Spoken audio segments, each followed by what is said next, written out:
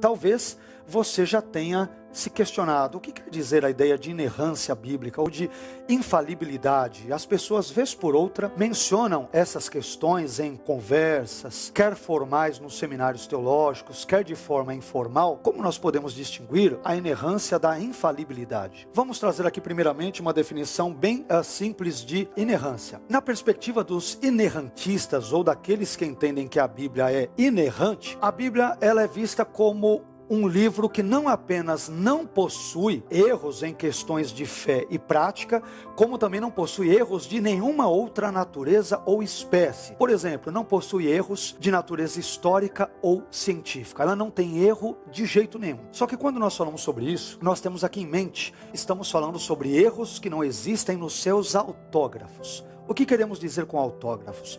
Os autógrafos são os textos originais das Escrituras, os quais nós não mais os temos, ou se os temos, eles estão perdidos e talvez serão descobertos nos próximos meses, décadas, quem sabe. E caso isso eventualmente vier a ocorrer, com a permissão de Deus, evidentemente, sem dúvida alguma seria a descoberta das mais importantes de toda a história da humanidade.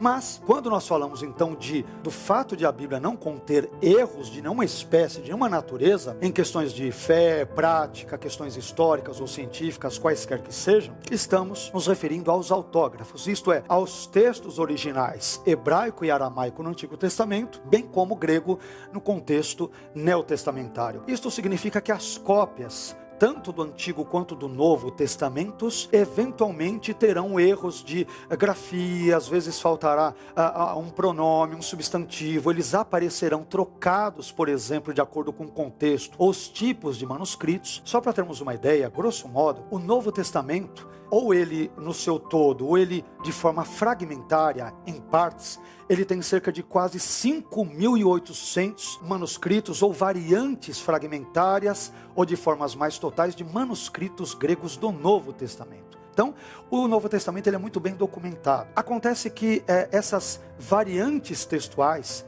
que ora trazem, por exemplo, o pronome nós, ora aparece nosso, às vezes apresenta o nome de Jesus só como Jesus, às vezes Jesus Cristo, às vezes inverte Cristo Jesus, por exemplo. Esses tipos de variantes que nós encontramos e que, portanto, não comprometem doutrinas essenciais ou fundamentais das Escrituras. Mas quando falamos sobre inerrância, queremos dizer isso que nós mencionamos agora há pouco. A Bíblia não possui erros de nenhuma espécie, quer em matérias de fé ou prática, e também de nenhuma natureza ou espécie, quer em questões históricas ou científicas, por exemplo.